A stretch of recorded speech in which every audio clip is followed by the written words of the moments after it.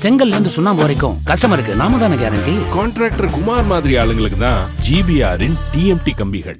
நெற்குன்றம், மதுரவாயல், திருவேற்காடு, வானகரம் மட்டுமில்லாமல் ஆந்திரா, பெங்களூருவுக்கு செல்லும் பேருந்துகளும் பூந்தமல்லி சாலை வழியாகத்தான் செல்கின்றன. இப்படி பரபரப்பாக இருக்கும் பூந்தமல்லி நெடுஞ்சாலையில் மாலை நேரம் கடும் போக்குவரத்து நெரிசல் ஏற்படுகிறது.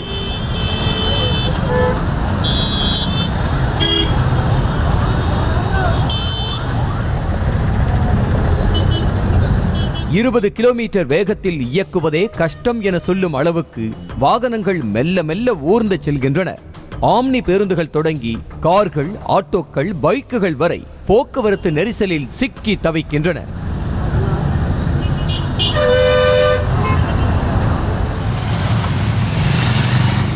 பணி முடிந்து வீட்டுக்கு செல்லும் வாகன ஓட்டிகள் பாதி நேரம் பூந்தமல்லி நெடுஞ்சாலையில் தான் நிற்கும் நிலை இருக்கிறது.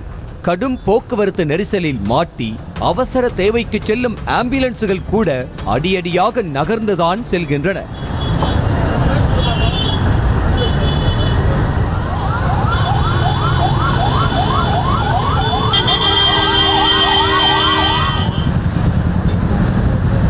இந்த கடும் போக்குவரத்து நெரிசலுக்கு காரணம் என்ன என்று விசாரித்த போது பூந்தமல்லி நெடுஞ்சாலையின் நெற்குன்றம் பகுதியில் சாலையை ஆக்கிரமித்து வரிசையாக போடப்பட்டுள்ள காய்கறி கடைகள், பழக்கடைகள் தான் என தெரிய வந்துள்ளது.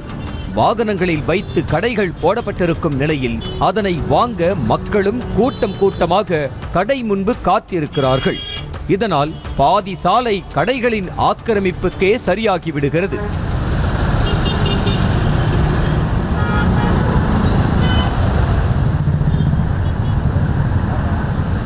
போக்குவரத்து நெரிசலுக்கு காரணமான ஆக்கிரமிப்பு கடைகளை போலீசாரே மாமூல் வாங்கி கொண்டு அனுமதிப்பதாக கோயம்பேடு போலீசார் மீது அதிர்ச்சி குற்றச்சாட்டும் எழுந்துள்ளது.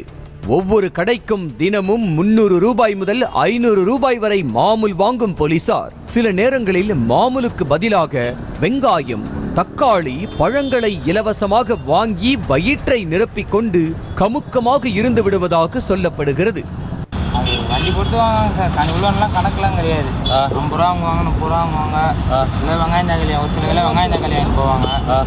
போக்குவரத்து போலீசார், சட்டம் ஒழுங்கு போலீசார் என தனித்தனியாக காவல்துறையின் 3 டிபார்ட்மெண்ட்டுகளுக்கும் மாமூல் கொடுப்பதாக கூறிய கடைக்காரர்கள் ஒரு நாள் பணம் கொடுக்கவில்லை என்றாலும் கடையை காலி செய்ய சொல்லி தண்டல்காரர்களுக்கு போட்டியாக போலீசார் அடாவடியாக நடந்து கொள்வார்கள் என கூறுகின்றனர்.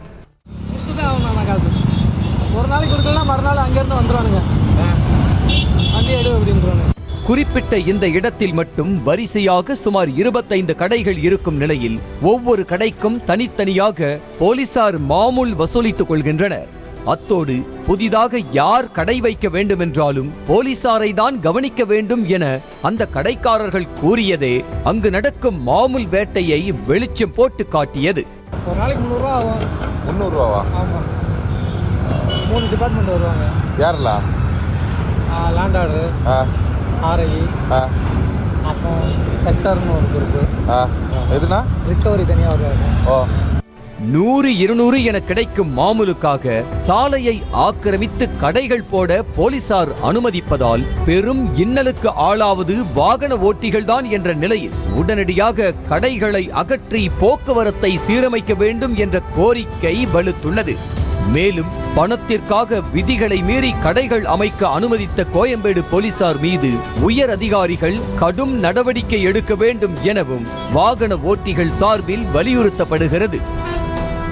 கட்டுற கம்பில இருந்து அடிக்கிற ஆணி வரைக்கும் எல்லாம் குவாலிட்டியா இருக்கணும்ல. பிரகாஷ் போன்றவர்களுக்காகவே ஜிபிஆரின் டிஎம்டி கம்பிகள். செய்திகளை உடனுக்குடனும் துல்லியமாகவும் தெரிந்து கொள்ள சப்ஸ்கிரைப் பண்ணுங்க.